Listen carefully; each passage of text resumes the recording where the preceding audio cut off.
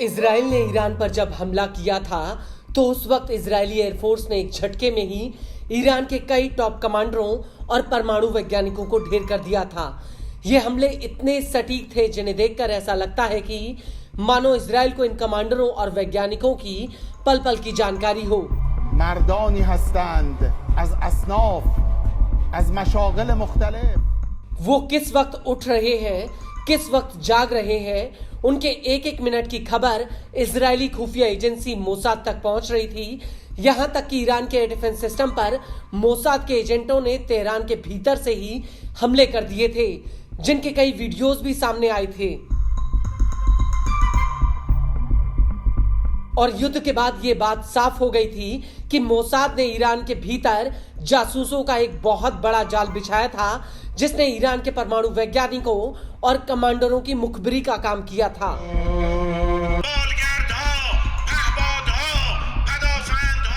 और यही वजह रही कि युद्ध के तुरंत बाद ईरानी एजेंसियों ने तेहरान के भीतर मोसाद के एजेंटों की धरपकड़ शुरू कर दी।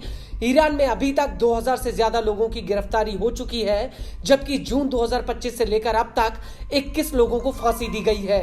इन सभी पर मोसाद के लिए जासूसी करने का आरोप है।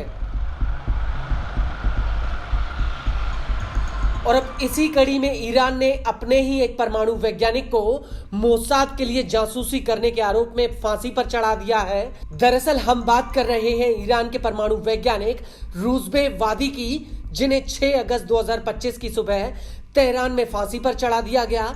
ईरानी मीडिया ने इस बात की पुष्टि कर दी है। बता दें कि वादी ईरान के nuclear science and technology research institute के एक सदस्य भी थे, जो ईरान की सुप्रीम परमाणु body atomic energy organisation of Iran के तहत आती है। वादी ने रिएक्टर इंजीनियरिंग में डॉक्टरेट डिग्री हासिल कर रखी थी और उन्होंने ईरान के एक परमाणु एक्सपर्ट के साथ साल 2011 में रिसर्च पेपर भी प्रकाशित किए थे। और जब इजराइल ने ईरान पर हमला किया था तो उन हमलों में ईरान के परमाणु वैज्ञानिक अब्दुल हामिद मिनोचेहर और अहमद जुल्फगारी की मौत हो गई थी।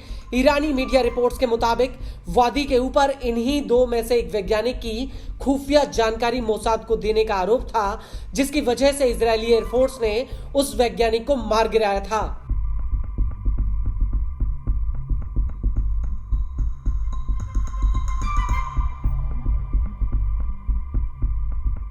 ईरान की न्यायपालिका की आधिकारिक न्यूज एजेंसी मिजान का कहना है कि वादी जानबूझकर लगातार इजरायली एजेंसी की मदद कर रहे थे। उन्हें मोसाद के एक अधिकारी ने पैसों का लालच देकर ऑनलाइन भर्ती किया था।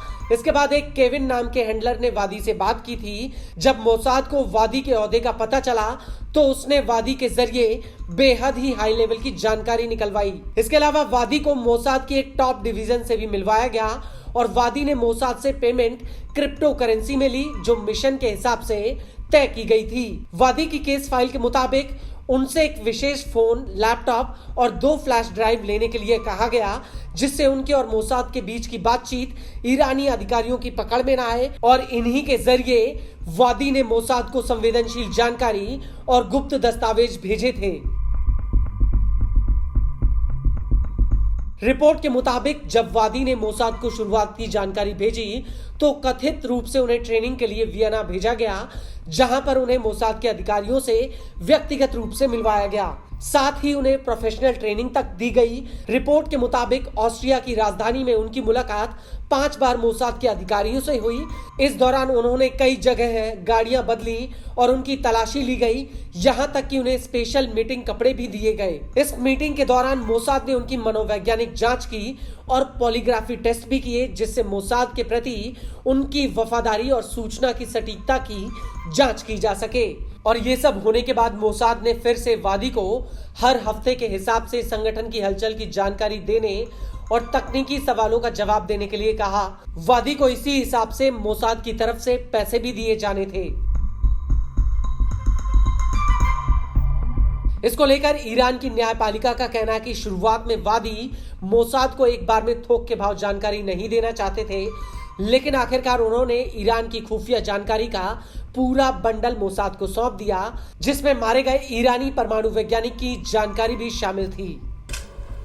غیر کلاسیک رو در این 3 حلقه دنبال می‌کنیم و هم یک توان کلاسیک رو روز به روز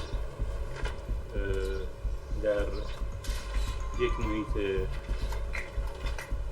مدرنیزه تر کرد.